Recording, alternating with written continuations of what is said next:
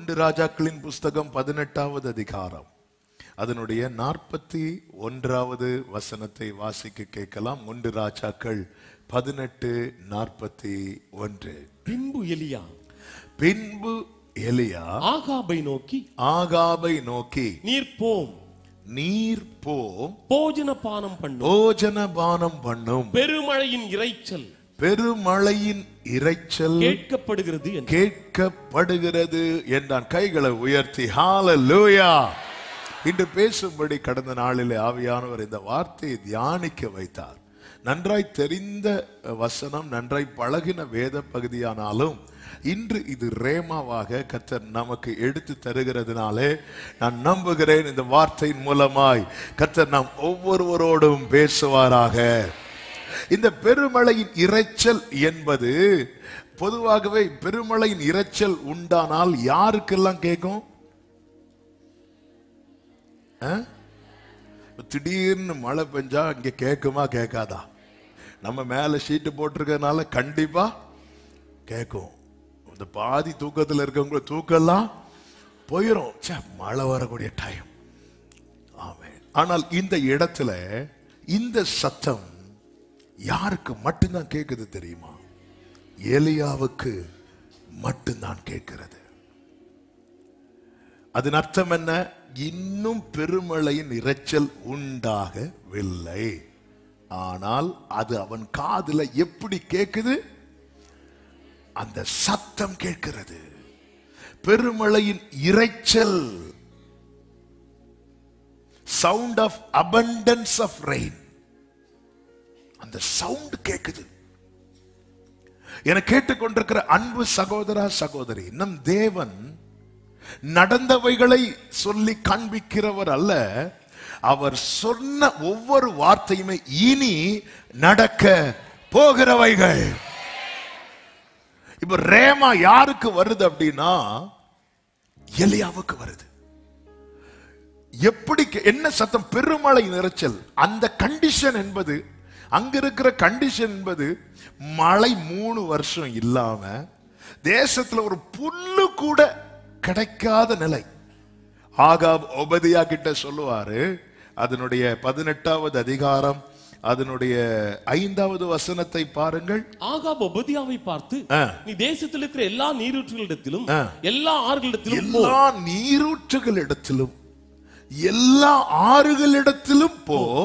நான் சகல மிருக ஜீவன்களை சாக கொடாமல் குதிரைகளையும் கோவேறு கழுதைகளையுமாவது உயிரோடே காப்பாற்றும்படிக்கு நமக்கு புல் அகப்படுமா என்று பார் என்றான். எல்லா நீரூற்றுகளிடத்திற்கும் எல்லா ஆறுகளிடத்திற்கும் நீ போ, ஏதாவது புல்லு அகப்படுமான்னு பார். இல்ல அதாவது ஒரு சொட்டு தண்ணி கூட இல்லாத ஒரு நிலையில ஒருத்தன் காதுல எப்படிப்பட்ட சவுண்ட் கேட்க தெரியுமா? மழை சாரல் விழுகிற சத்தம் அல்ல, பெருமழை. இப்படிதான் இருக்கும் வார்த்தைக்கும் நாம இருக்கிற, இதுதான் அடிக்கடி சொல்லுகிற வார்த்தை, இத புரியணும். வார்த்தைக்கும் நாம இருக்கிற சூழ்நிலைக்கும் சம்பந்தமே இருக்காது. ஆனா வார்த்தை ஆகாப் காதுல கேட்கல. அதனால ஆகாப் நம்பணும்னு அவசியம் இல்ல. இன்னைக்கு நமக்கு சொல்லப்பட்ட வார்த்தையை நம்ம கூட இருக்கிறவங்க நம்பாததுனால நாமும் நம்ப மாட்டேங்கிறோம். பெருமழை நிறைச்சல் யாருக்கு கேக்குது? ஆகாபுக்கு கேட்கல. ஆகாப்ட சொல்றாரு, நீர் போய் போஜன பானம் பண்ணுன்னா அவன் இன்னும் என்ன சாப்பிடாம இருக்கிறான்.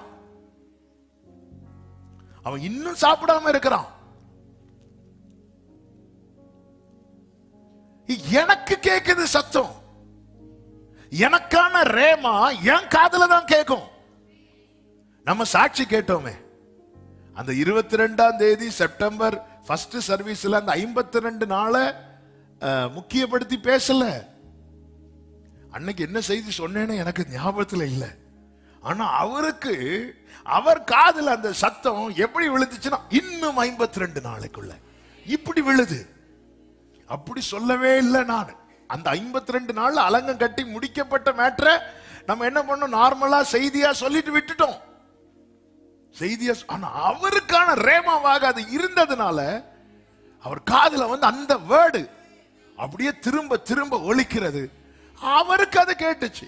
20 வருஷம் செட்டில் பண்ண முடியாத பணத்தை 52 நாள்ல செட்டில் பண்ண முடியும் இன்னொரு ஆள்கிட்ட சொன்னா நம்புவாங்களா? நம்ப மாட்டாங்க. ஏன்னா அந்த சத்தம் அவருக்கு மட்டும் தான் கேட்டுச்சு.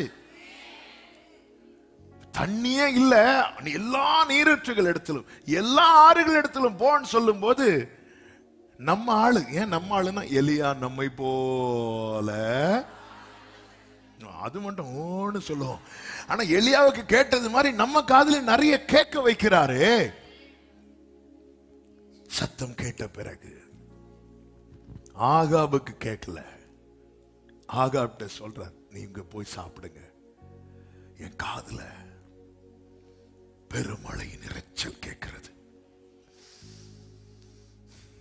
என் காதுல கேட்குது, என் காதுகளில் அவருடைய சத்தம் வந்து விழணும்.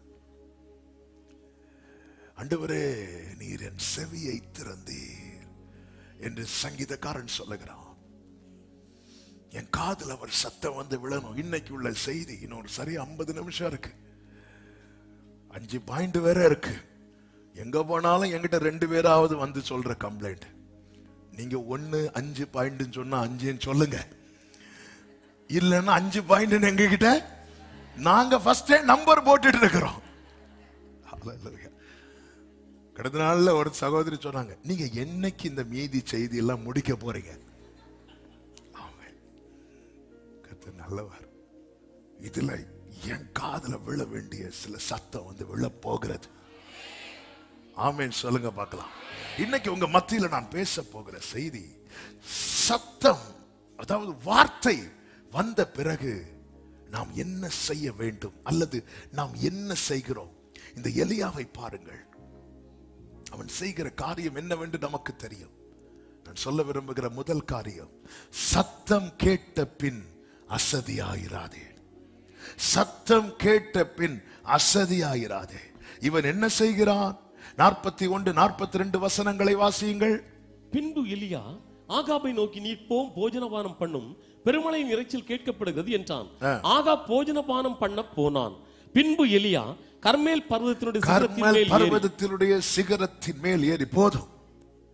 அதன் அர்த்தம் என்ன?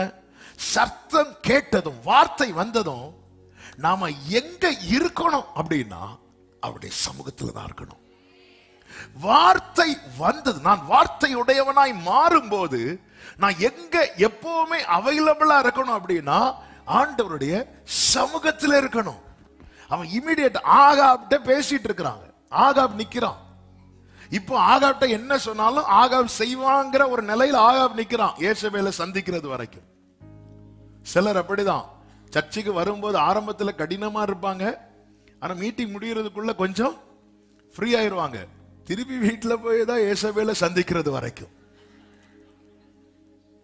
அதுக்குன்னு வீட்டில் ஆராதனைக்கு வராத ஆள நான் ஏசபேல் சொல்லல, அது ஸ்பிரிட். இந்த ஏசபேல் இப்போ என்ன சொன்னாலும் ஆகாப் செய்வான், ஏன்னா கண்ணுக்கு முன்னாடி அக்கினிய இறக்கியாச்சு. அதனால பாருங்க, நீ போய் போஜனம் பண்ணுங்கிறான். அவனும் 12வது வசனம், சாரி 42வது வசனம், ஆகாப் போஜன பானம் பண்ண போனான். போஜன பானம் பண்ண போனான். ஏன்னா எலியா இந்த 2 வேடையும் சொல்லுவார், நீர் போய் போஜன பானம் பண்ணும். அது என் இஷ்டம், நான் ஃபர்ஸ்ட் தண்ணி குடிச்சிட்டு தான் சாப்பிடுவேன். அவர் சொல்ல, நீ சாப்பிட்டு தண்ணி குடி. இல்ல, நான் தண்ணி குடிச்சிட்டு தான் சாப்பிடு. இல்ல, அப்படியே தான் போறார். நம்ம வீட்டு இங்க சர்ச்சில் இருந்தெல்லாம் மெசேஜ் எல்லாம் கேட்கும் போது அப்படியே தான் போவோம், யாரை சந்திக்கிறது வரைக்கும்.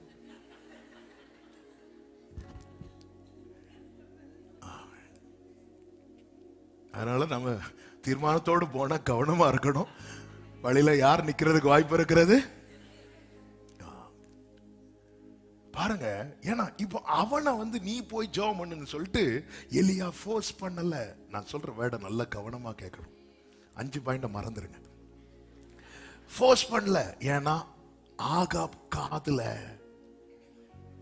இரைச்சல் கேட்கல.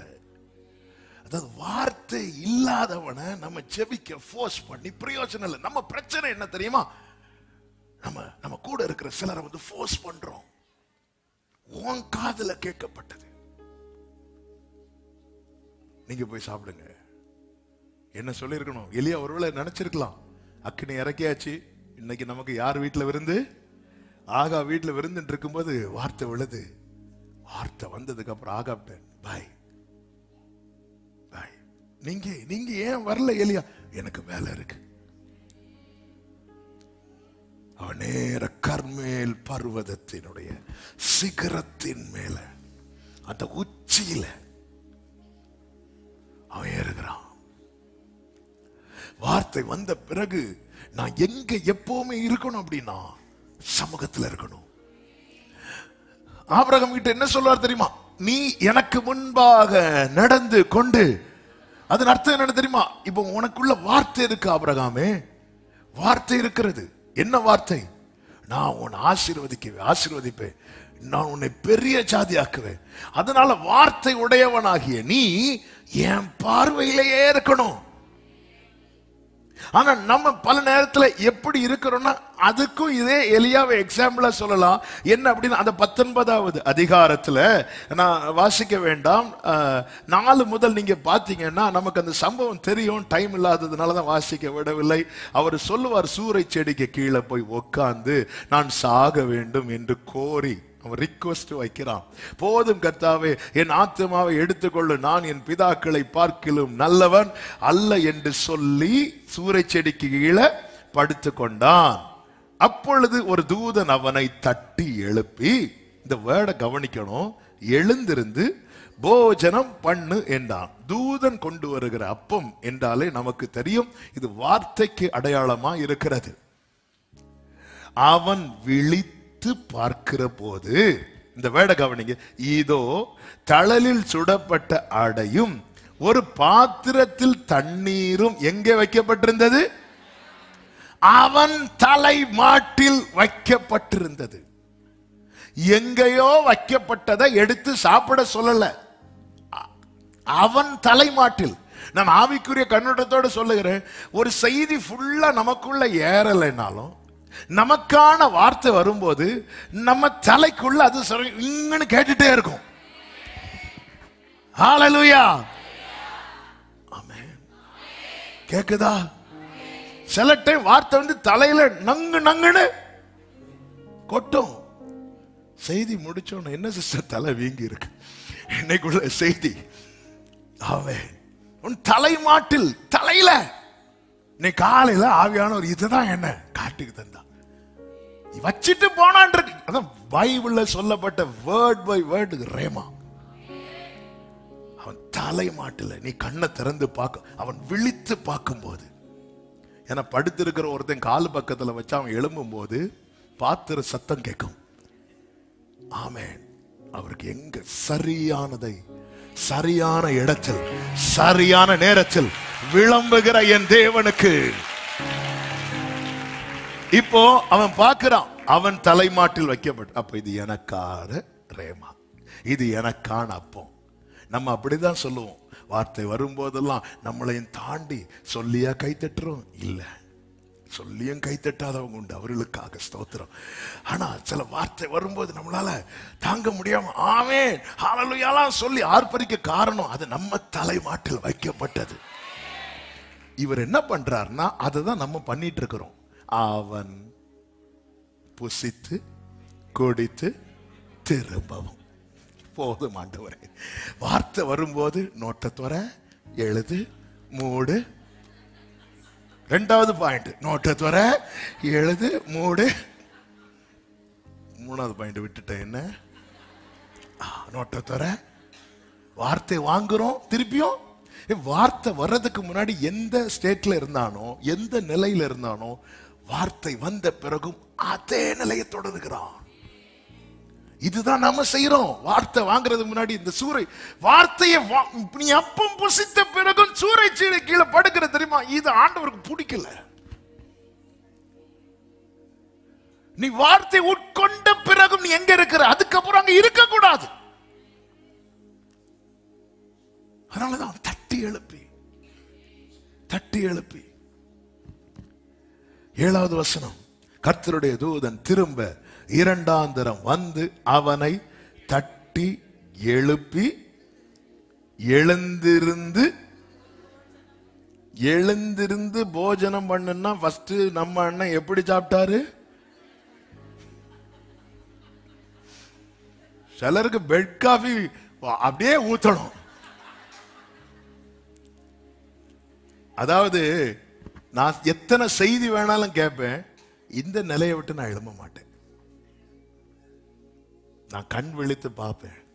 ஒரு நாளைக்கு நான் 10 செய்தி கேட்பேன், ஒரு நாளைக்கு நான் 10 வசனம் மனப்பாடம் பண்ணுவேன், ஒரு நாளைக்கு நான் 10 அதிகாரம் படிப்பேன். ஆனா நான் இந்த நிலையை விட்டு எழும்ப மாட்டேன். இல்ல, நீ எழுந்து போஜனம் பண்ணு, நீ எழுந்து போஜனம் பண்ணு. அவன் எழும்புறான். போஜனம் பண்ண எழும்பும் போது சொல்றான், நீ பண்ண வேண்டிய பிரயாணம் வெகு தூரம். ஹல்லேலூயா.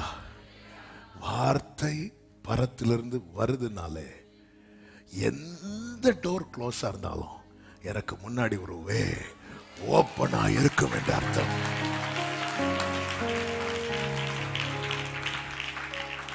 அவன் என்ன பண்றான்? அவன் எழுந்து புறப்பட்டு 8வது வசனம், 40 நாள் இரவு பகல் ஓரேப் என்னும் தேவனுடைய பர்வதம் மட்டும் நடந்து போனான். 9 வாசிங்க. அங்கே அவன் ஒரு கெபிக்குள் போய் தங்கினான். இதோ கர்த்தருடைய வார்த்தை அவனுக்கு உண்டாகி, அவர், எலியாவே, உனக்கு இங்கே என்ன காரியம் என்றார். 11. அப்பொழுது அவர், நீ வெளியே வந்து கர்த்தருக்கு முன்பாக பர்வதத்தில் நில் என்றார். பரத்திலிருந்து கொடுக்கப்பட்ட அப்பத்தை புசித்தவன் வேறு எங்கேயும் நிற்க கூடாது. அவன் எங்கதான் நிக்கணும்னா சமூகத்துல. 2 சாமுவேல் 7வது அதிகாரத்திலே நீங்கள் பார்த்தீர்களே என்றால், நாத்தான் தீர்க்கதரிசியை கொண்டு தாவீதுக்கு அநேக வார்த்தைகள் கொடுக்கப்படுகிறது. அந்த வார்த்தைகளை வாங்கினதும் 2 சாமுவேல் 7வது அதிகாரம் 17-18 வசனங்களை வாசியுங்கள். நாத்தான் எல்லா வார்த்தைகளின்படியும், எல்லா வார்த்தைகளின்படியும், இந்த எல்லா தரிசனத்தின்படியும் தாவீதுக்கு சொன்னான். அப்பொழுது தாவீது ராஜா உட்பிரவேசித்து, எங்கே உட்பிரவேசித்தான்? அடுத்த வார்த்தை, கர்த்தருடைய சமூகத்தில் இருந்து.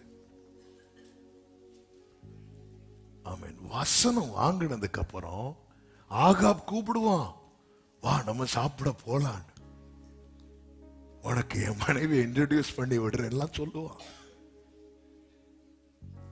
வசனம் வந்ததுக்கு அப்புறம் நான் எங்க அவைலபிளா இருக்கணும் தெரியுமா? சமூகத்துல. சமூகத்தை விட்டு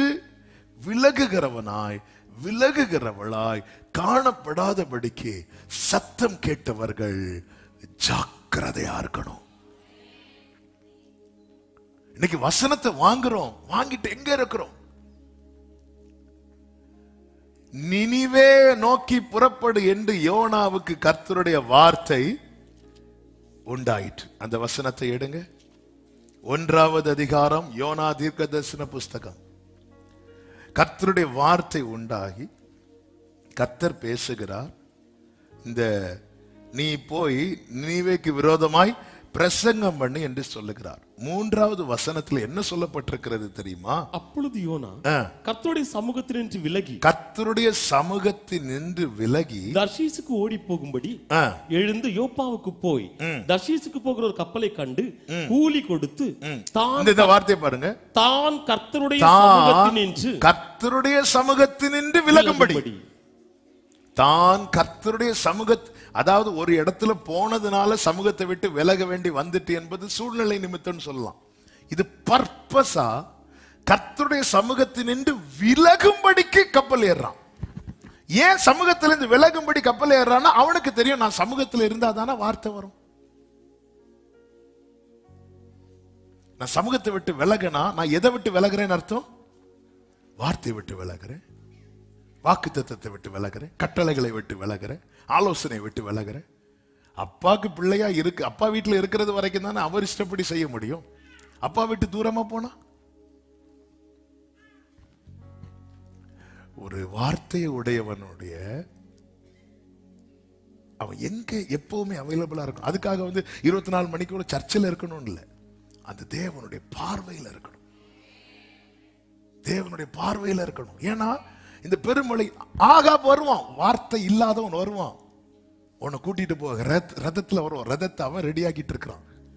எலியாவுக்கு ஒரு சீட்டு போட்டுட்டு, வா நம்ம சேர்ந்து போலாம்.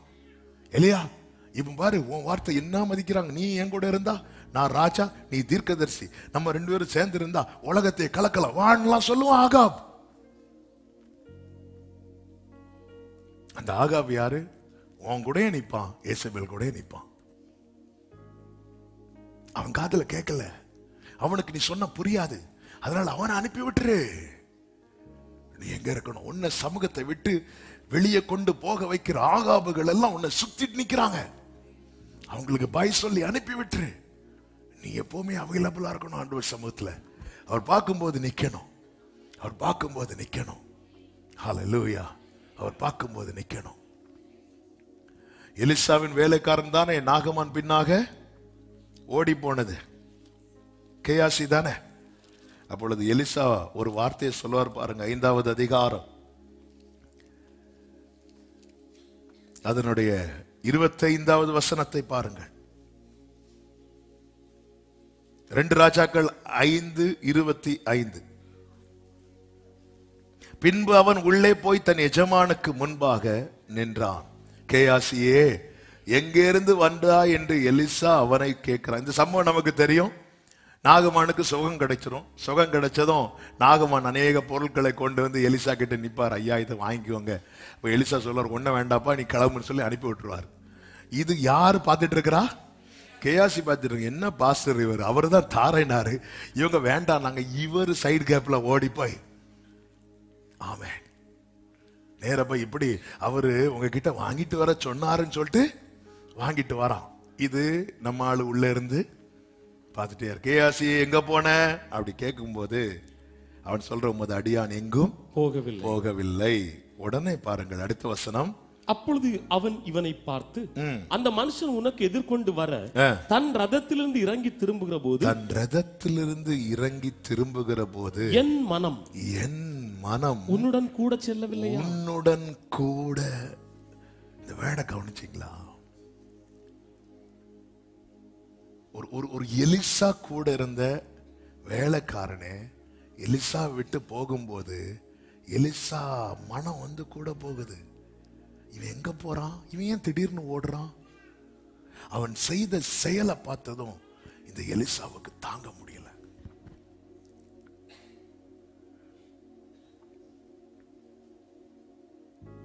ஆமென். அவன் அந்த வாக்கியத்தை இழக்கிறான். அந்த நாகமான பிடித்த அந்த குஷ்டரோகம் ஒன்ன பிடிக்கும்னு சொன்னதும் 27வது வசனத்துல உடனே அவன் உறைந்த மழை நிறமான குஷ்டரோகி, இந்த வேட கவனிங்க, அவன் சமூகத்தை விட்டு புறப்பட்டு போனான். சமூகத்தை. இப்பொழுது எலிசாவின் மனம் யார் கூட போகல? கேயாசி கூட போகல. ஆனா ஃபர்ஸ்ட் கேயாசி போகும்போது அவனோடு கூட எலிசாவின் மனம் பயணித்தது.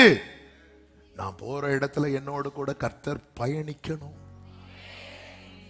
அப்படின்னா நான் சமூகத்துல இருக்கிறேன்னு அர்த்தம். எனக்கான பனிஷ்மெண்ட் என்ன தெரியுமா? என்ன தனியா விடுறது. நமக்கான பனிஷ்மெண்ட் இப்ப போ, இனி என் மனசு உன் கூட வராது. நீ வார்த்தை உடையவன் அல்லவா? நாகமான் பாத்தியா, அவனை நான் அனுப்பிவிட்டேன். அவன் குதிரையில வர்றான், பொன் பொருட்களோடு வருகிறான். கேயாசி உன் கையில ஒண்ணும் கிடையாது, ஒன்னு என் பக்கத்துல நிக்க வச்சிருக்கிற.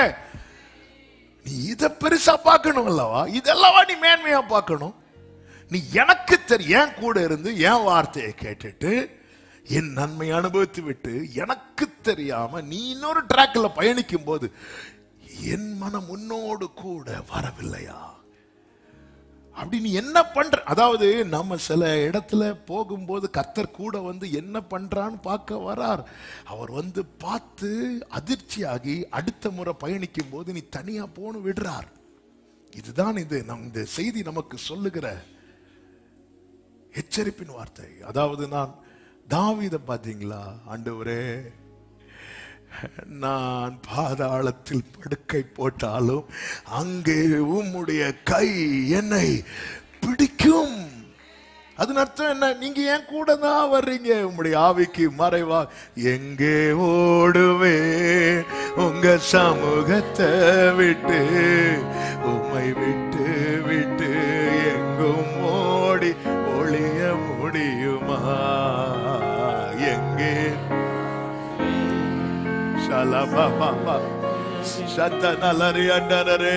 நல்ல புரிஞ்சுக்கோ. இன்னைக்கு ஆண்டவர் சமூகத்தில் இருக்கிற அன்பு உள்ளமே, நீங்க இத முடிச்சிட்டு எங்க போனாலும் எங்க பயணித்தாலும் அவருடைய மனமும் உங்க கூட வருது.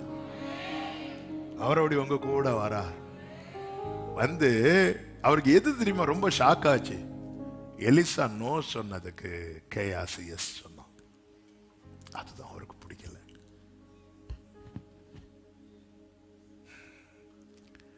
எலிசா நோ சொன்னதுக்கு நான் நோ சொல்றேன், நானும் நீயும் ஒன்னா இருக்கிறோம், அப்ப நீயும் நோ தானே சொல்லணும்.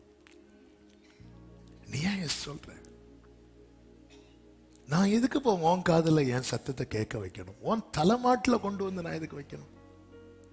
நீ கண் திறந்து பார்க்கும் போதே அப்பத்தை தானே நீ பார்க்கணும். நீ சூரச்செடிய பார்க்க, நீ இருக்கிறது சூரச்செடிக்கு கீழே, ஆனா கண் திறக்கும் போதே உன் முன்னாடி நான் சுட்ட அப்பத்தை ஃப்ரெஷ்ஷால வச்ச. நீ ரெகுலரா பைபிள் வாசிக்கிற பழக்கம் உனக்கு கிடையாது, ஆனாலும் நீ கண் திறக்கும் போது என்னுடைய ரேமாவை நீ பார்க்கணுங்கிறதுக்காக நீ திறந்ததை நான் உனக்கு காட்டி தந்தேன்ல. இப்படி பார்த்து வார்த்தை எடுத்தவங்க கைகளை உயர். நீ கண் திறக்கும் போதே, நீ இப்படி திறக்கும் போதே எத்தனை முறை உன்கிட்ட பேசி இருக்கிற, எத்தனை முறை பேசி இருக்கிற, ஆனா நீ சாப்பிட்டுட்டு திருப்பி எழும்ப மாட்டேங்கிறிய. அதாவது சமூகத்துல வந்து நிக்காம எலிசா சொன்ன எந்த ரீசனையுமே கர்த்தர் கேட்க விரும்பவில்லை. அவன் சொல்ற ரீசன் வேல்யூபிளான ரீசன் தான், ஆனா ஆண்டவர் சொன்ன நீ கேட்க பிடிக்கல. சமூகத்துல இருக்கிறவனோடு கர்த்தருக்கு பேச பிடிக்கும், அவன் சொல்றத கேட்க பிடிக்கும். சமூகத்தில் இல்லாதவன் அவன் என்ன சொன்னாலும் அவருக்கு கேட்க பிடிக்காது. வார்த்தை கேட்ட பிறகு என்ன செய்கிறோம்? சாமுவேல்ட்ட கர்த்தர் பேசுகிறார், சாமுவேல்ட்ட கர்த்தர் பேசுகிறார். ஏலியை குறித்து, ஏலி குடும்பத்தை குறித்து பேசுகிறார்.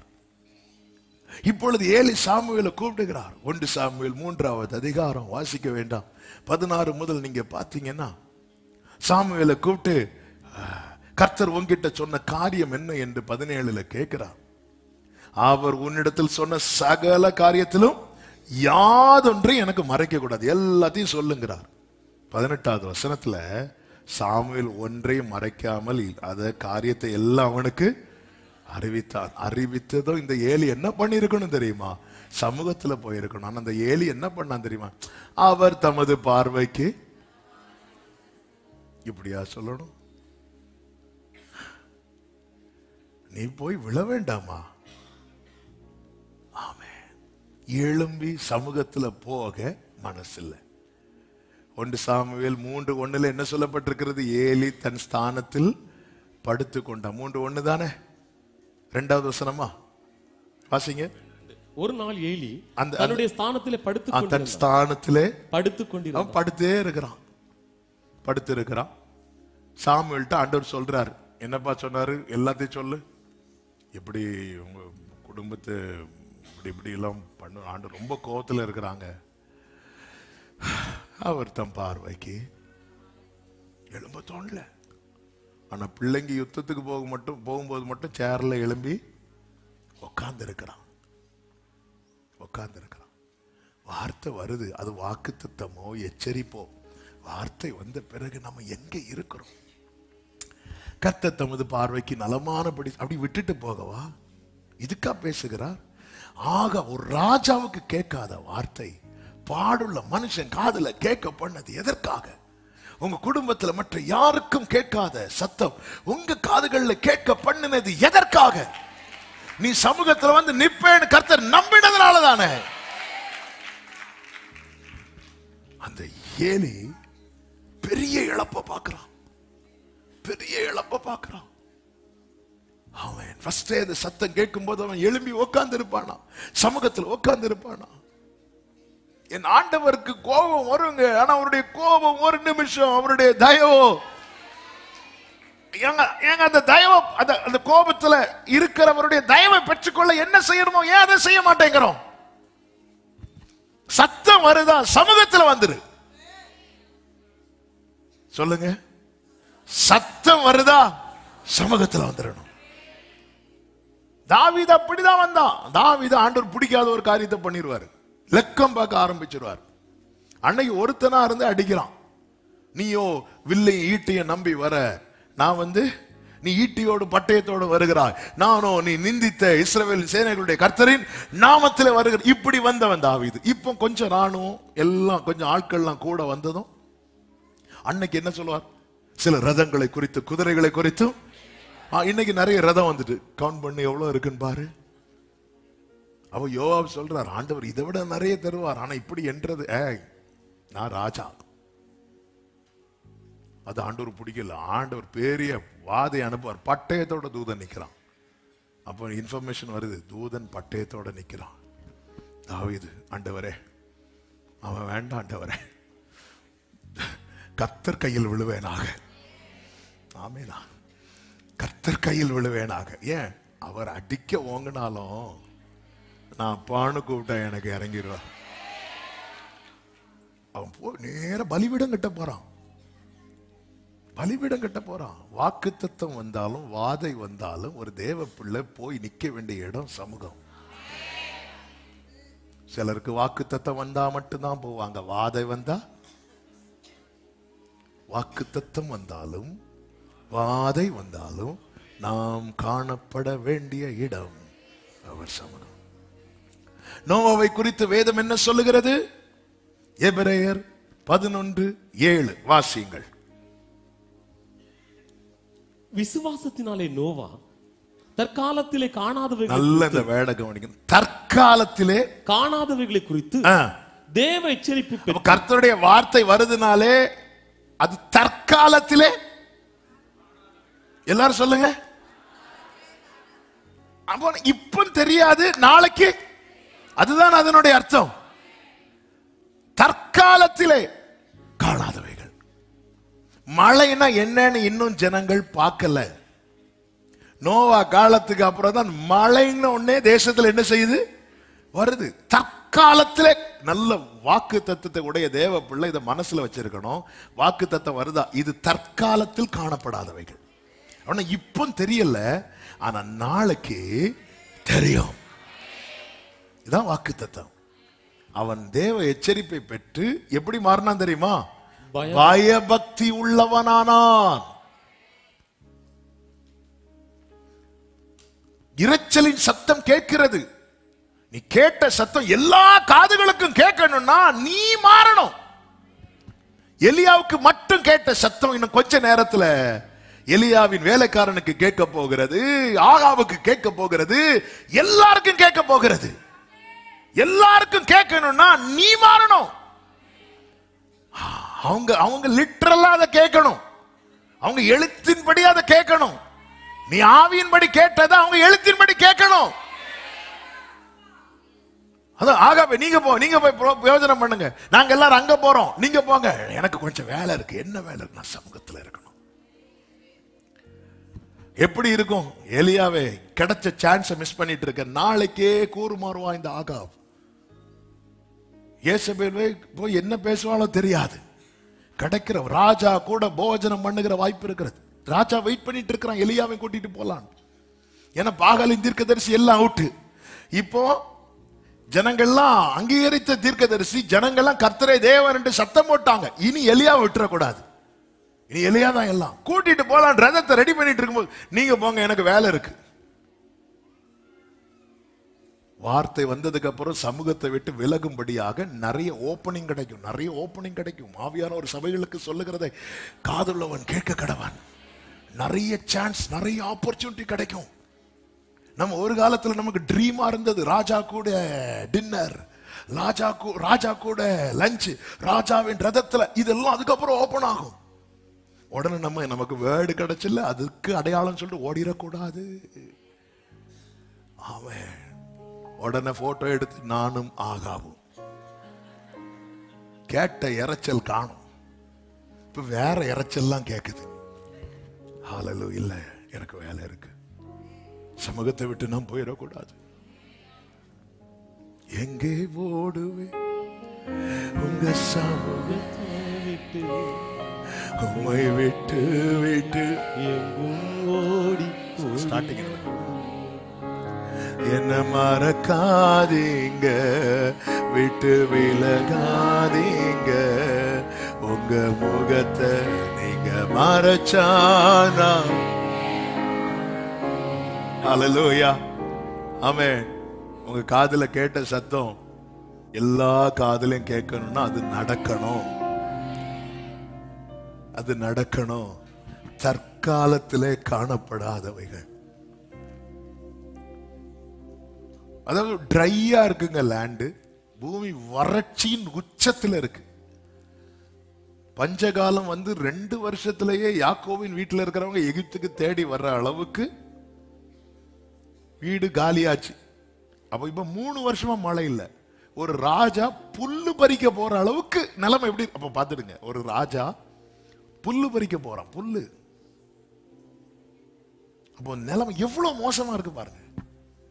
2 பேரும் 2 பங்கா பிரிச்சு புல்லுக்கு பங்கு பிரிக்கிறாங்க. ஒரு ராஜா புல்லு பறிக்கிற போற அளவுக்கு அந்த இடத்துல ஒருத்தன் காதுல மழை துளி விழுகிற சத்தம் கேட்கிறதுண்டல்ல, பெருமழையை நிறைச்சோம். அவன் நமக்கு தான் ரேமா கொடுக்க, நம்ம குடும்ப நிலைமை அப்படிதான் இருக்கு.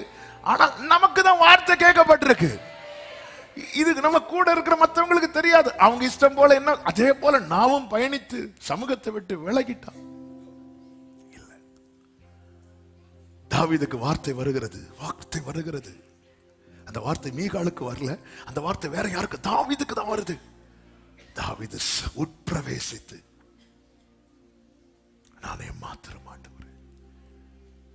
சமூகத்துல வார்த்தை உடையவன் பாதாளத்தில் படுக்கை போட்டாலும் அங்கேயும் கை பிடிக்கணும், பிடிக்கணும், பிடிக்கணும்.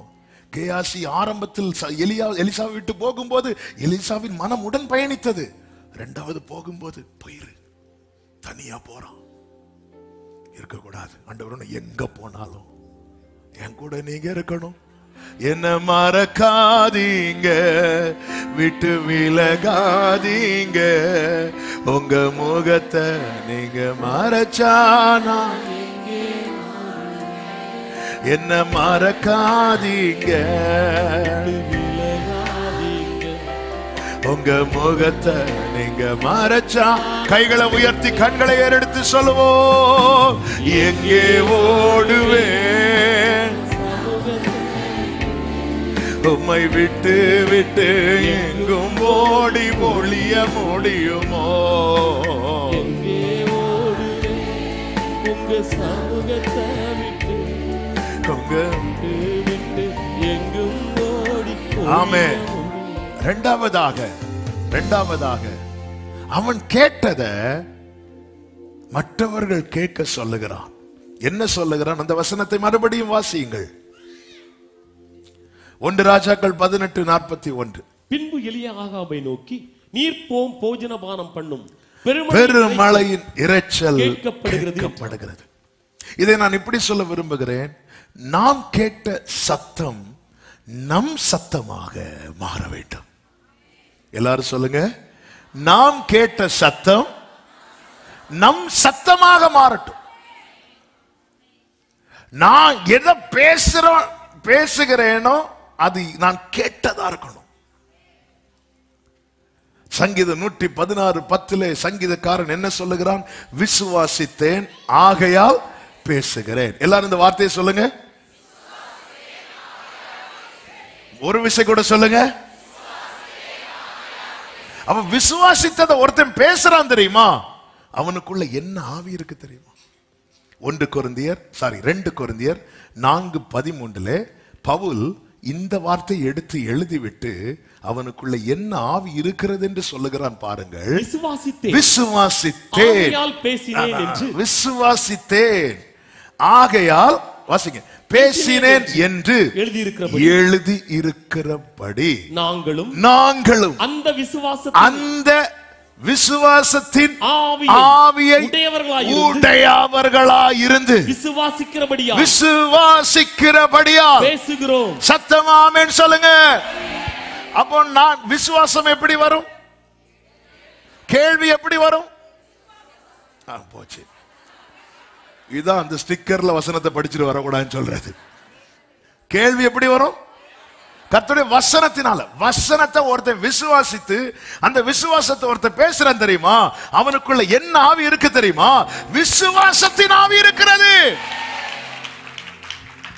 நம்ம என்ன பேசிட்டு இருக்கிறோம்? பெருமழை நிறைச்சல் காதுல கேட்டாலும் தண்ணியே இல்லை. நம்ம அப்படி பழகிட்டோம்ல. என்னதான் ஃபர்ஸ்ட் பந்தியில இருந்து சாப்பிட்டுட்டு வந்தாலும் கடைசி பந்தியில சாப்பிடவே இல்லை. ஃபர்ஸ்ட் பந்தியில உங்களை பார்த்தேன், இடம் இருக்கான்னு பார்க்க வந்தேன். இல்ல நீங்க உட்கார்ந்ததை பார்த்தேன், இல்ல சேர்ல உட்கார முடியுமான்னு பார்த்தேன். என்னதான் இல்ல. விசுவாசத்தினாவே விசுவாசி அவன் என்றும் பதரா, விசுவாசி அவன் என்று பதரா, அவன் அங்கூரம் இயேசுவில் உண்டு, ஆபத்தை கண்டென்று மஞ்சா, அசையாத விசுவாசம் கொள்வார். இசையோடு இயேசுவை புகழ். விசுவாசித்த ஒருத்தன் பேசுறானா அவனுக்குள்ள விசுவாசத்தின் ஆவி இருக்கிறது. எங்க இந்த சங்கீதம் 110 116 10 வாஸ்தவம்ல அதுல ரொம்ப ஒரு வார்த்தை சொல்வார், விசுவாசித்தேன் ஆகையால் பேசுகிறேன். அடுத்தது என்ன சொல்வார் தெரியுமா? நான் மிகுதியும் வருத்தப்பட்டேன் ஆனாலும் விசுவாசித்தேன் பேசுகிறேன்.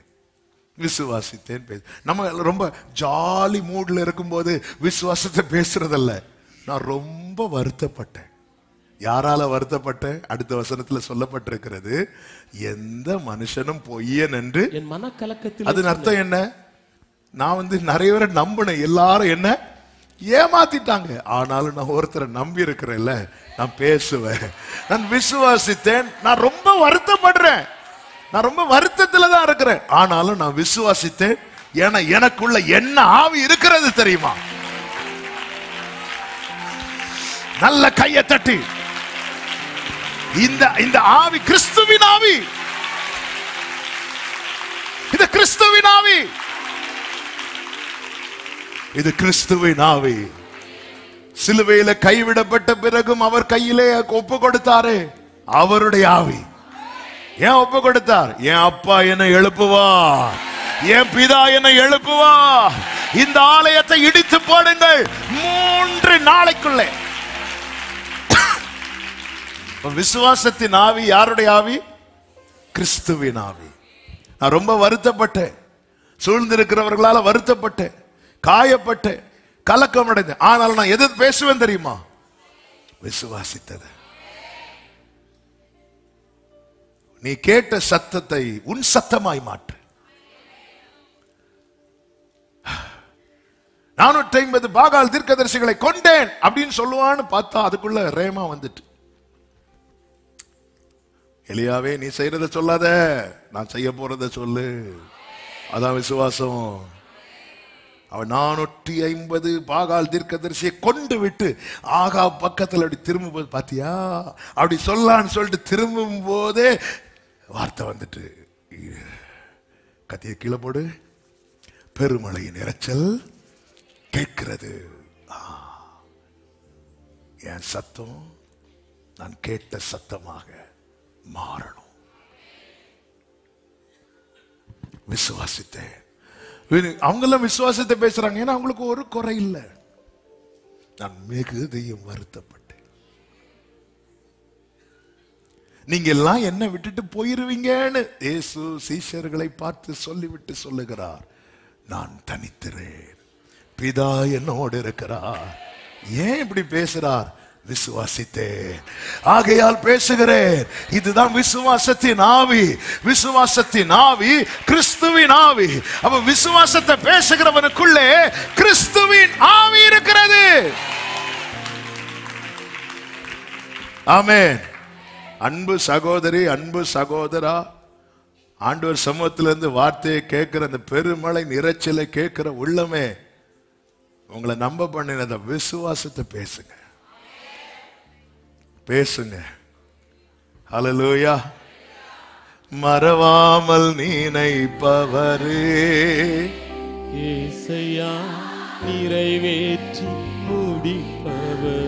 ரெமம்ரோ தனலரி அண்டனரே மறவாமல் நினைப்பவர். எஸ் எஸ் எஸ் எஸ் ஏசையா நிறைவேற்றி நீ முடிப்பவர். நம்ப பண்ணின உந்தன் வாக்குகளை நினைத்து நிறைவேற்றுவி. நான் மிகுதியும் வருத்த. எனக்கு ஒவ்வொரு வசனமும் நின்று அப்படி கொஞ்ச நேரம் அதை பிரசங்கம் பண்ணணும்னு ஆசையா இருக்கு. ஆமென். என்ன வேர்டு. நான் ரொம்ப வருத்தத்தில் இருக்கும்போது நம்ம வருத்தத்தை தானங்க பேசுவோம். இயேசு கிறிஸ்து அவ்வளவு பெயின்ஃபுல்லா சுத்தி இருக்கிறவங்க நிந்தித்து கொண்டிருக்கும் போது உடன் தொங்கிக் கொண்டிருக்கிறவர்கள் ஒருவனை பார்த்து சொல்லுகிறார், இன்று நீ என் கூட பரதேசில் இருப்பாய். விசுவாசித்தேன், ஆகையால் பேசுகிறேன். ஹல்லேலூயா, ஹல்லேலூயா. ஆமென். நம்ம என்ன பேசுறோம்? நம்ம வருத்தத்தை பேசுறோம். நம்ம சுத்தி இருக்கிற மனிதர்களால் உண்டான காயத்தை பேசுகிறோம். எந்த மனுஷனும் பொய்யன் என்று என் மன கலக்கத்திலே சொன்னேன். அப்ப அவ்வளவு ஹர்ட் ஆயிருக்கிறார், அவ்வளவு ஹர்ட் ஆயிருக்கிறார். எல்லாரும் போய் எல்லாரும் என்னை ஏமாத்துறாங்க, எல்லாரும் அவ்வளவு ஹர்ட் ஆயிருக்கிறவர் சொல்றாரு, நான் விசுவாசித்தேன், ஆகையால் பேசுறேன். என்ன பேசுறீங்க? நான் கர்த்தருக்கு முன்பாக ஜீவனுள்ளோர் தேசத்திலே நடப்பேன். கர்த்தருக்கு I will walk before the Lord in the land of the living. கர்த்தருக்கு முன்பாக ஜீவனுள்ளோர் தேசம். நான் விசுவாசித்தேன், நான் பேசுறேன், நான் விசுவாசித்தேன். அவ்வளவு ஹாப்பியா. நான் ரொம்ப வருத்தத்தில் இருக்கிறேன், ஆனாலும் நான் எதுதான் பேசுவேன் தெரியுமா? விசுவாசத்தை. விசுவாசி அவன் என்றும் பதறா. அப்ப நம்ம விசுவாசத்தை பேசுகிறோம் என்றாலே நமக்குள்ள என்ன ஆவி இருக்கு? விசுவாசத்தின் ஆவிதான் என்ன ஆவி? ஆமென். ஹல்லேலூயா. மூன்றாவது, வார்த்தையை பெற்ற பிறகு ஜெப அனுபவம் ஆழமாகட்டும், இன்னும் ஆழமாகட்டும். அதனுடைய 42வது வசனத்தை வாசி. ஆகா போஜனபானம் பண்ண போனான். பின்பு எலியா கர்மேல் பர்வதத்தினுடைய சிகரத்தின் மேல் ஏறி தரையிலே பணிந்து தன் முகம் தன் முழங்காலில் பட குனிந்து. ஆமென். இதுதான் அந்தரங்க ஜெபம். இது அவன் கூட இருக்கிற அவன் சர்வெண்ட்டுக்கு மட்டும்தான் தெரியும். ஆனால் இதே எலியா வெளியரங்கமா ஒரு ஜெபம் பண்ணுவார். அந்த ஜெபம் பண்ணும்போது 1 ராஜாக்கள் 18:30 சொல்லப்பட்டிருக்கிறது, அப்பொழுது எலியா சகல ஜனங்களையும் நோக்கி, என் கிட்டே வாருங்கள். எல்லாரும் காண இங்க ஒரு ஜெபம் பண்ணுகிறதை நம்மால் பார்க்க முடியும். ஆனால் இதே எலியா இப்போ எல்லாரையும் கூப்பிடல. இப்ப அவன் கூட இருக்கிற சர்வெண்ட்டுக்கு மட்டும்தான் தெரியும். அதுவும் அவனை ஏதாவது தெரியுதான்னு சொல்லிட்டு வேற பக்கமா தான் அவனை பார்க்க வைக்கிறார். இவன் பக்கமா பார்க்க வைக்கல. கொஞ்சம் வெளியே இருங்க, இப்போ வரேன். நான் முழங்கால் போட்டு இப்போ அப்படி தலை தரையில பட மாதிரி குனியவே, நீ கரெக்டா போட்டோ எடுத்தத கரெக்டா அப்படி பெண்ட் ஆகும்போது நீ போட்டோ எடுத்து போட்டுறணும். இல்ல, நீ அங்க ஏதாவது தெரியுதா பாரு, அங்க பாரு, அங்க பார்த்தோன்னு இவரு. ஆமென். நல்ல கவனிங்க, இங்க ஒரு முறை இருமுறை இல்ல, 7 முறை. ஆனால் வெளியரங்கமான ஜெபத்தை எலியா ஒரு வாட்டி தான் பண்ணார். ரொம்ப பெருசாலாம் பண்ணல, ஷார்ட்டா பண்றார். எதுக்கு இதை சொல்றேன் தெரியுமா? நம்ம வெளியே 4 பேர் காண பண்றோம் தெரியுமா? என்னை உட்படுத்தி தான் சொல்றேன். இதை விட அதிகமா இருக்கணும் அந்த ரங்கத்துல நம்ம பண்ற ஜெபம். இதுதான் இயேசு பண்ணார். வெளியே 4 பேர் காண, எல்லாரும் என்கிட்ட வாங்க, உடனே இப்படி குனிஞ்சு இப்படி திரும்பி பா. என்ன வெளியே 4 பேர் காண நம்ம பண்றோம் தெரியுமா? இதை விட அதிகமா 7 மடங்கு அதிகமா அந்த ரங்கத்தில் இருக்கணும் நம்ம ஜெபம். எனக்கு ஆண்டவருக்கு இடையே இருக்கிற உறவு என்பது 4 பேர் அறிய வேண்டும் என்பதற்கானதா இருக்கக்கூடாது. எனக்கு ஆண்டவருக்கு இடையே இருக்கிற உறவு என்பது அது இன்னும் இன்னும் இன்னும்.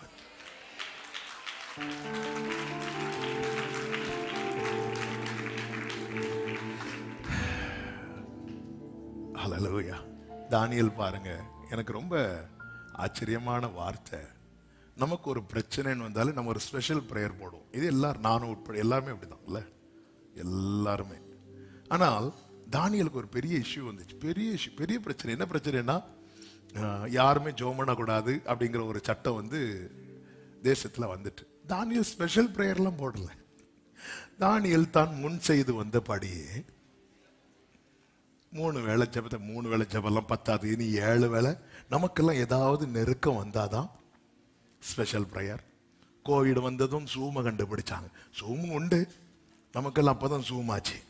உடனே நம்ம டெய்லி ப்ரேயர். எல்லாம் நமக்கு ஒரு ஏதாவது பிரச்சனை வரும்போது நமக்கு ஸ்பெஷல் ப்ரேயர் போடணும், போடக்கூடாதுன்னு அதுக்கு அகைன்ஸ்ட் அல்ல, கண்டிப்பா தேவை. ஆனா உன் ஜெப ஜீவியம் ரெகுலர் ஆயிட்டுன்னா நீ ஸ்பெஷல் போட வேண்டி வராது. நான் சொல்றது எத்தனை பேருக்கு விளங்குது? சிலர் ஆகஸ்ட் மட்டும் தான் ஜெபம் பண்ணுவாங்க. அல்லேலூயா. நம்முடைய பிரேயர் வந்து நம்ம லைஃப் ஸ்டைலாவே மாறிட்டுன்னா நமக்கு ஸ்பெஷல் பிரேயர் போட வேண்டிய அவசியம்.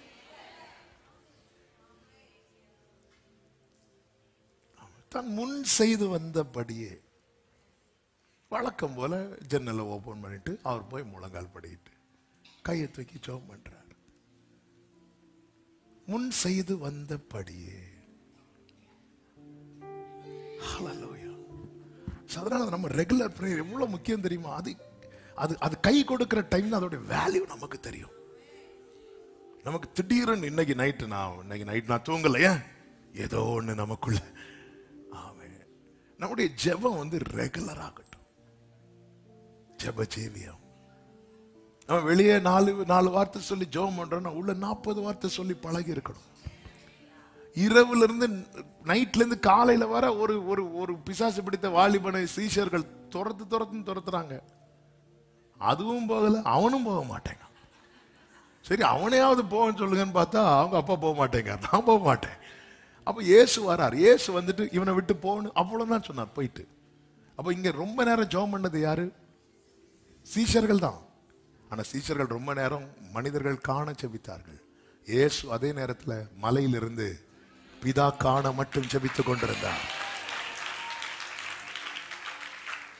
நம்முடைய அந்தரங்க ஜெப ஜீவியம் ஆழமாகட்டும். வெளியே தான் நம்ம ஆளு நீ பார் எல்லாரும் வா பலிபீடத்தை கெட்டு பயங்கரமா இருக்கும். ஆனா உள்ள நம்ம ஆளு தரை மட்டும் கொடுத்து ஒண்ணுமே கிடையாதுப்பா. ஹல்லேலூயா. இன்னைக்கு கர்த்தருக்காய் வல்லமையாய் பயன்படுகிற ஒவ்வொரு தேவ மனிதர்களை போய் கேட்டு பாருங்க. அவருடைய அந்தரங்க ஜெப ஜீவியத்தை கேட்டு பாருங்கள். அவங்க தரையோடு தரையாய் கிடப்பார்கள். அவர்கள் ஒண்ணும் we are nothing. ஆமென். சில தேவ மனிதர்களோடு நெருங்கி பழக கர்த்தர் கிருபை செய்திருக்கிறார். அவங்களுடைய அந்தரங்க ஜெப ஜீவியத்தெல்லாம் கேட்டு ஆமென் ஹல்லேலூயா. வெளியே அவங்கெல்லாம் அப்படி சிங்கம் மாறி நிற்பாங்க. உள்ள வந்து ஆண்டவருக்குள்ள அப்படி விழுந்து கிடப்பார்கள். ஒண்ணுமே கிடையாது. கர்த்தர் இதுதான் எலியா, இப்படிதான் இருக்கணும் ஆண்டவர்கிட்ட. அந்த ஜெப ஜீவியம் இறைச்சல் கேட்டதுக்கு அப்புறம் நம்முடைய பிரேயர் லைஃப் அந்த அனுபவம் இன்னும் ஜாஸ்தி ஆகணும். நம்முடைய எல்லா ஆவிக்குரிய அனுபவமும் அதிகமாகணும். 4வதாக அனுகூலமான அடையாளத்தை காணும் மட்டும் உன் ஜெபத்தை நிறுத்தாதே. 43வது வசனத்தை வாசியுங்கள். தன் ஊழியக்காரனை நோக்கி நீ போய் சமுத்திரமுகமாய் பார் என்றான். அவன் போய் பார்த்து ஒன்றுமில்லை என்றான். ஒன்றும் இல்லை என்றான். ஒன்றுமில்லை என்று சொன்னதும் எலியா ஜெபத்தை நிறுத்தினானா? இல்ல. ஏன் நிறுத்தல? ஏன்னா இவன் என்ன சொல்றான்? ஒண்ணும் இல்லை. ஆல்ரெடி இவன் காதுல என்ன கேட்டுட்டு இருக்கு?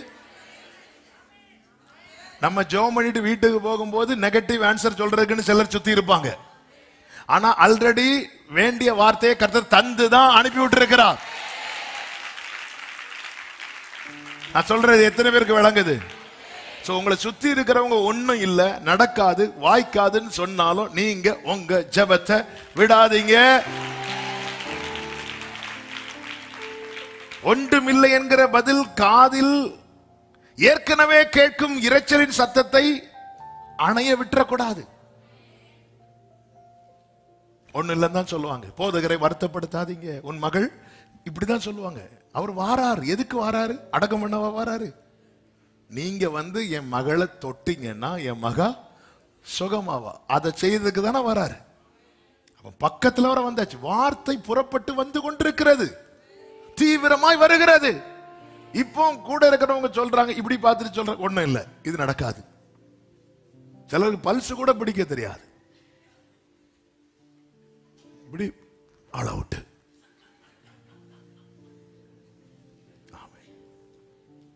எத்தனை பேர் இப்படி எழும்பி இருக்காங்க. ரீசெண்டா கூட ஒரு நியூஸ் பார்த்தேன், ஏதோ தீ வைக்க போன இடத்துல ஆள் எழும்பி என்ன ஒரே சூடா இருக்குன்னு இப்படி எல்லாம் கன்ஃபார்ம் பண்றவங்க சுத்தி இருப்பாங்க. அதை கேட்டுட்டு நீங்க பெட்டியெல்லாம் ஆர்டர் பண்ணிடாதீங்க, இதெல்லாம் உண்டுன்னு தெரியும். அதனாலதான் ஏற்கனவே அவர் சாதாரண சத்தம் கேட்க வைக்கல, இரைச்சலின் சத்தம் ஸ்ட்ராங்கா.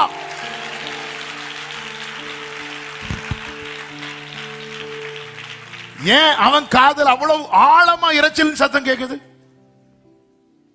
ஏன் கேக்குது? அந்த எலியா கருத்தாய் செபித்தான், அதனாலதான் ஆழமா அந்த காதல சத்தம் கேக்குது. நீ இன்னும் போய் 7 விசைப்பார். அனுகூலமான அடையாளம் காண்பிக்கப்படும் வரைக்கும் உன் ஜெபத்தை நிறுத்தாதே. 5வதாக 44வது வசனத்தை வாசியுங்கள். 7ஆம் தரம், இதோ சமுத்திரத்திலிருந்து ஒரு மனுஷனுடைய உள்ளங்கை அத்தனை சிறிய மேகம் எழும்புகிறது என்றான். அப்பொழுது அவன், நீ போய் ஆகாபை நோக்கி, மழை உம்மை தடை செய்யாதபடிக்கு ரதத்தை பூட்டி போய்விடும் என்று சொல் என்றான். 45வது வசனம். அதற்குள்ளாக வானம் மேகங்களினால் காற்றினால் கருத்து பெருமழை உண்டாயிற்று. கைகளை உயர்த்தி ஆமென் சொல்லுங்க பார்க்கலாம். இப்போ இந்த இடத்துல ஒரு கேள்வி, இந்த உள்ளங்கை அளவு மேகம் எழும்புச்சுல்ல, அதை பார்த்தது யாரு? வேலைக்காரன். எலியா உடனே ஜெபத்தை நிறுத்திட்டு, எங்க எங்க எனக்கும் காட்டு வந்து பார்க்க வந்தாரா? இல்ல. ஏன்? எலியாவுக்கு இப்போ தேவை, ஆண்டவரே அடையாளம் எதுக்கு தேவை? நம்புறதுக்கு. ஆண்டவரே நீங்க வார்த்தை தந்த போதே நான் நம்பிட்டேன், ஆனா என் கூட இருக்கிற ஆள் இன்னும் நம்பல. என் கூட இருக்கிற ஆள் நம்பல, நான் நம்பிட்டேன். என் கூட இருக்க, நான் ஜெபிக்கிறதையும் பாக்குறாங்க, ஏதாவது நடக்குமான்னு பாக்குறாங்க. நான் ஜெபிக்கிறதையும் பாக்குறாங்க, ஏதாவது நடக்குமான்னு பாக்குறாங்க. நான் ஜெபிக்கிறதையும் பாக்குறாங்க. எத்தனை பேருக்கு நான் சொல்ற வார்த்தை புரிகிறது? உங்க கூட இருக்கிறவங்க நீங்க ஜெபிக்கிறதையும் பாக்குறாங்க, ஏதாவது நடக்குமான்னு பாக்குறாங்க. நடக்கிறத பாப்பாங்க, நீங்க ஜெபிக்கிறத பார்த்தவங்க.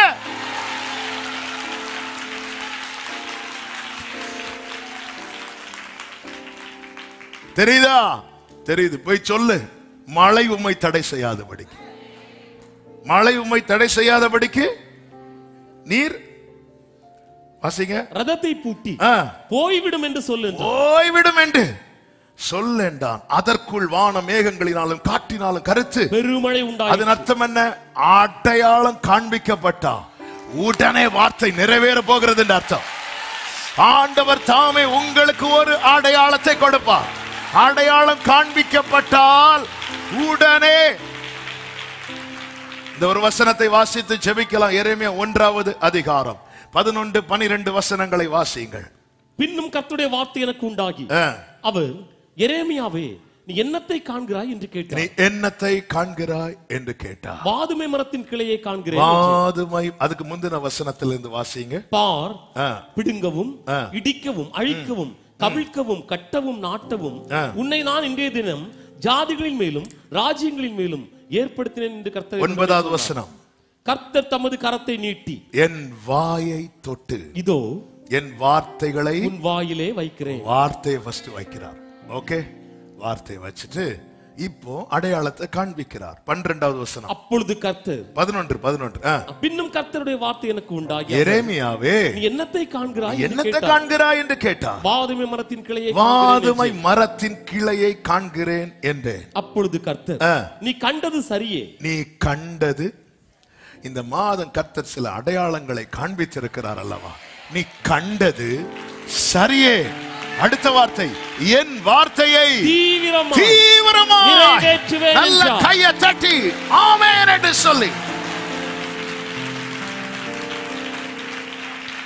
ஹalleluya. அதற்குள்ளாக காற்றுகள் மேகங்கள் சூழ்ந்து பெருமழை உண்டானது. பிரியமானவர்களே, வார்த்தையை கேட்ட பிற்பாடு நீ எதுல ரொம்ப ஜாக்கிரதையா இருக்கணும் தெரியுமா? சமூகத்துல இருப்பதுல. நம்முடைய ஜெப ஜீவியம் இன்னும் அதிகமாகணும். நம் கேட்ட சத்தம் நம் சத்தமாய் மாறணும். அடையாளம் காணும் மட்டும் ஜெபத்தை விட்டுறவே கூடாது. ஆமென். அடையாளம் வருதா, வார்த்தை நிறைவேற ரெடி ஆகுதுன்னு அர்த்தம். அதனாலதான் எலியாவை நீங்க பாத்தீங்கன்னா தெரியும். 46வது வசனம், கர்த்தருடைய கை எலியாவின் மேல் இருந்ததினால் அவன் தன் அறையை கட்டிக்கொண்டு இஸ்ரேலுக்கு வருமட்டாக ஆகாவுக்கு முன் ஓடினான். கைகளை உயர்த்தி, இன்னைக்கு ரதத்தை உடையவர்கள், குதிரைகளை உடையவர்கள் உங்ககிட்ட அவைகள் இல்லாததை பார்க்கிறார்கள். இந்த செய்தியை கேளுங்கள். வார்த்தை நிறைவேறும் போது அவங்க முன்னாடி நீங்க இருப்பீங்க, அவங்கள விட மேல நீங்க இருப்பீங்க. இதை அவர்கள் பார்ப்பார்கள். இயேசுவின் நாமத்தில் இந்த வார்த்தைகளை சொல்லி கர்த்தருடைய சத்தத்தை கேட்டு காத்திருக்கிற ஒவ்வொருவரையும் வாழ்த்துகிறேன். கர்த்தர் உங்களை ஆசீர்வதிப்பாராக. எல்லாரும் அப்படி எழுந்து நிற்கலாமா? ஹalleluya. என்ன மறக்காதீங்க, விட்டு விலகாதீங்க உங்க முகத்தை. ஆமென். ஹalleluya. எல்லாரும் அப்படி எழுந்து நின்று, எங்கே ஓடுவே உங்க சமூகத்தை விட்டு, உமை விட்டு விட்டு. ஒரு நிமிஷம் அப்படியே உங்க வலது கரத்தை உயர்த்து, இடது கரத்தை இருதயத்தில் வைத்து, என் காதுல இந்த சத்தத்தை கேட்க பண்ணது நீங்கப்பா. என் தலைமாட்டுல கொண்டு வந்து வச்சுட்டு போனீங்க. நான் அதை நம்புறேன் நம்புறேன் நம்புறேன் நம்புறேன். ஹல்லேலூயா. அநேக தங்களுக்கு இருக்கிற ரதத்தை பூட்டி கொண்டு இருக்கும் போது நான் நம்புறேன், என்ன அதுக்கு முன்னாடி தான் வைப்பீங்க, என்ன பின்னாடி வைக்க மாட்டீங்கப்பா. சொல்லுங்க, என்ன மறக்காதீங்க, விட்டு விலகாதீங்க உங்க முகத்தை நீங்க மறைச்சானா. என்ன மறக்காதீங்க, விட்டு விலகாதீங்க உங்க முகத்தை நீங்க மறைச்சானா. ரெண்டு கரங்களை உயர்த்தி, எங்கே ஓடுவேன், எங்கே ஓடுவேரும் சமூகத்தை விட்டு, உம்மை விட்டு விட்டு எங்கும் ஓடி. எங்கே ஓடுவேன், எங்கே ஓடுவேன் சமூகத்தை விட்டு. ஹல்லேலூயா. ஒரு விஷயம் கூட, எங்கே ஓடுவே, எங்கே நீரே நம்பிக்கை. உம்முடைய சமூகத்தை மட்டும் பற்றி கொண்டு உம்மை நோக்கி அமர்ந்து விசுவாசத்தை அறிக்கை செய்வேப்பா. எங்கே ஓடுவே, ஹல்லேலூயா. அப்படியே கரங்களை உயர்த்தியவாறே ஆண்டவரை பார்த்து சொல்லுங்க, நீங்க தான்ப்பா, நீங்க தான்ப்பா எங்க நம்பிக்கை, உம்மை அன்றி வேறு துணை இல்லை. நீங்க தான்ப்பா, நீங்க தான்ப்பா எங்க நம்பிக்கை. ஆளில் நல்ல கைகளை தட்டி கர்த்தர் என்னோடு கூட பேசி இருக்கிறார். பெருமழை நிரச்சல் சத்தம் என் காதிலே கேட்டது உண்டானால், என் காதிலே கேட்க பண்ணினதை என் கண்கள் காணும். என் கண்கள் மட்டுமல்ல, என்னை சுற்றி இருக்கிற கண்களும் காணும். விசுவாசிக்கிற தேவ பிள்ளைங்க ஆர்ப்பரிப்போட நீ சமூகத்தில் அமர்ந்திரு, நீ சமூகத்தில் அமர்ந்திரு. விசுவாசத்தை சொல்லிக் கொண்டே இரு. நீ அமர்ந்திருப்பதையும் நீ அறிக்கை பண்ணுவதையும் பார்க்கிற கண்கள் அதிசயத்தை காண்பார்கள், அதிசயத்தை காண்பார்கள். அமர்ந்திருக்கிறவனும் அறிக்கை பண்ணுகிறவனும் அதிசயத்தை காண்பான். லிகரபலகத ரிபலபௌஷியதரபலபௌதரியாதரா லிஹம்தரகபலகதர. எத்தனை பேர் ஆண்டவரே அமர்ந்திருக்கிற கிருபையை தாங்கப்பா. ஒரே ஒரு விஷயம், உங்க 2 கரங்களை உயர்த்தியவாறு நீ அமர்ந்திரு, நீ அறிக்கை பண்ணு, உன் கண்கள் அதிசயத்தை காணும். நீ அமர்ந்திரு, எங்கேயோ போய் உட்கார்ந்துராத. வார்த்தை தந்தவர் முன்னாடி உட்கார்ந்துரு. எதையோ பேசிட்டு இருக்காத. என்ன தந்தார் அதை பேசிட்டே இரு. எதை பார்க்கணுமோ பார்க்க வச்சிருவார். எதை பார்க்கணுமோ பார்க்க வச்சிருவார். உன்னை மட்டுமல்ல, உன்னை சுற்றி இருக்கிற எல்லாரையும் பார்க்க வைப்பார். உன்னை சுற்றி இருக்கிற எல்லாரையும் கர்த்தர் பார்க்க வைப்பார். எத்தனை பேர் விசுவாசிக்கிறீங்க? என்னை சுற்றி இருக்கிற எல்லாரையும் பார்க்க வைப்பார். என்னை சுற்றி இருக்கிற எல்லாரையும் பார்க்க வைப்பார். ரிகாபலா ஷந்தல ரிபலா கதரியா தரபல போதரா. ஹalleluya ஹalleluya. காத்திருப்பே காத்திருப்பே கர்த்தர் செய்யும் வரையில் நான் காத்திருப்பே காத்திருப்பே. கர்த்தர் செய்யும் வரை கர்த்தர் செய்யும் வரை நான் கர்த்தருக்கு காத்திருப்போ. கர்த்தருக்கு காத்திருப்போ. வெட்கப்பட்டு போவதில்லை, வெட்கப்பட்டு போவதில்லை. நிச்சயமாய் முடிவுண்டு, நிச்சயமாய்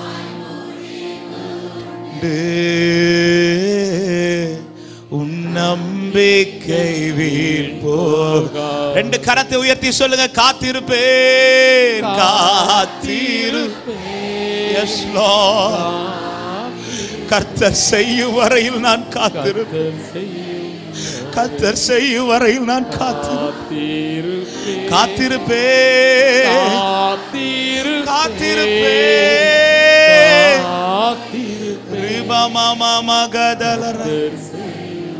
ஹalleluya.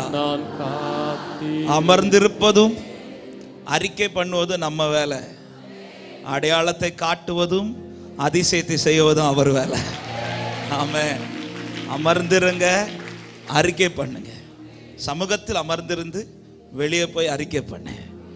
வெளியில போய் அமர்ந்திருக்காத, நீ உள்ள அமர்ந்துரு. வெளியில அறிக்கை பண்ணு. செய்ய வேண்டியதை செய்ய வேண்டும். செய்ய வேண்டிய சமயத்தில் செய்து காண்பிப்பார் என்று விசுவாசிக்கிற நல்ல கைகளை தட்டி இந்த நாளில் கர்த்தர் நம்மோடு கூட பேசின வார்த்தைகளுக்காக நன்றி செலுத்துகிறோம். ஆண்டவரே, பரிசுத்தமுள்ள நல்ல தேவனே, உம்மை நன்றியோடு துதிக்கிறோம். கிருபையா இந்த நாளை ஆண்டவர் எங்களுக்கு ஆசீர்வாதமாக்கி நீர் எங்களுடைய சமூகத்தில் கொண்டு வந்து இவ்வளவு நேரம் பாடி ஆராதிக்க உம்முடைய வார்த்தையினால் அதிகமாய் பலனடைய ஆண்டவரே, நாங்கள் செய்ய வேண்டியது இன்னது என்பதை நீர் எங்களுக்கு கற்று தந்திருக்கிறேன். நாங்கள் செய்ய வேண்டியதை சரியாய் செய்தால் நீர் செய்ய வேண்டியதை செய்து முடிப்பீர். ஆண்டவரே, ஆண்டவரே, இந்த ஆராதனை முழுவதுமே அதே வார்த்தை தான் கர்த்தர் பேசிக் கொண்டிருந்து ஆண்டவர் உம்முடைய சமூகத்தில் அமர்ந்திருந்து உம்முடைய வார்த்தைகளை விசுவாசத்தோடு அறிக்கை பண்ணி நீர் எங்களுக்காய் அடையாளம் காண்பிக்கிறதையும் அதிசயத்தை செய்வதையும் எங்கள் கண்களும் எங்களை சுற்றி இருக்கிற கண்களும் அதை காணப்போகிறதற்காய் நன்றி செலுத்துகிறோம். அமர்ந்திருக்கிறவனும் அறிக்கை பண்ணுகிறவனும் நிச்சயமா இதை காண்பான் என்று இந்த நாளிலே ஒரு விசை கூட எங்களுக்கு நீர் உறுதியாய் வார்த்தையை பேசினதற்காய் ஸ்தோத்திரம். எங்கேயோ போய் இருக்கக்கூடாதப்பா, உம்முடைய பாதத்தில் அமர்ந்திருக்கவும் எதையோ பேசிட்டு இருக்க கூடாதப்பா. நீர் கேட்க பண்ணதை நாங்கள் பேசவும் கிருபை தாரும். ஒவ்வொரு கண்களும் அதிசயங்களை காணட்டும், பலப்படுத்தும். கேட்ட வார்த்தையை விட்டு விடாதபடி அந்த வார்த்தையை இன்னும் இருதயத்திலே வைத்து அதை இன்னும் தியானிக்க, அந்த வார்த்தையின்படி நடக்க எங்களுக்கு கர்த்தர் கிருபை தாரும். வந்து இணைந்த ஒவ்வொருவரை கர்த்தர் நிறைவோடு அனுப்பும். ஆண்டவர், உம்முடைய அதிசயங்களை கண்டு கர்த்தாவே உம்முடைய நாமத்தை மகிமைக்காய் வாழ கர்த்தர் கிருபை செய்வீராக. பலப்படுத்துக. இப்பொழுது உம்முடைய ஊழியக்காரனப்பா சென்னைக்கு கடந்து செல்லுகிறார்கள். பிரயாணங்களை காத்துக்கொள்ளும். அந்த இடத்திலும் தேவன் பயன்படுத்தி பெரிய காரியங்களை செய்து சுகத்தோடு திருப்பி கொண்டு வரும். நம்முடைய கரத்தில் தாழ்த்துகிறோம். இந்த ஆராதனை மூலமாக வந்த எல்லா துதி கன மகிமையும் ஒருவருக்கே செலுத்துகிறோம். நீர் பெருகவும் நாங்கள் சிறுக வேண்டும். இயேசுவின் நாமத்தில் ஜெபத்தை கேளும் ஜீவனுள்ள நல்ல பிதாவே, ஆமென். சேர்ந்து சொல்லுவோம். என் ஆத்துமாவே கர்த்தரை ஸ்தோத்திரம், என் முழுமே பரிசுத்த நாமத்தை ஸ்தோத்திரம். என் ஆத்துமாவே கர்த்தரை ஸ்தோத்திரம். ஆமென். நம்முடைய கர்த்தராகிய இயேசு கிறிஸ்துவின் கிருபையும் பிதாவாகிய தேவனுடைய அன்பும் பரிசுத்த ஆவியானவருடைய ஐக்கியமும் சிநேகமும் பாதுகாவலும் நம் அனைவரோடும் சகல பரிசுத்தவான்களோடும் கர்த்தருடைய வருகை மட்டும் இருப்பதாக. ஆமென். ஹalleluya. சமாதானத்தோடு போய் வாருங்கள். கர்த்தர் உங்களை ஆசீர்வதிப்பார். God bless you.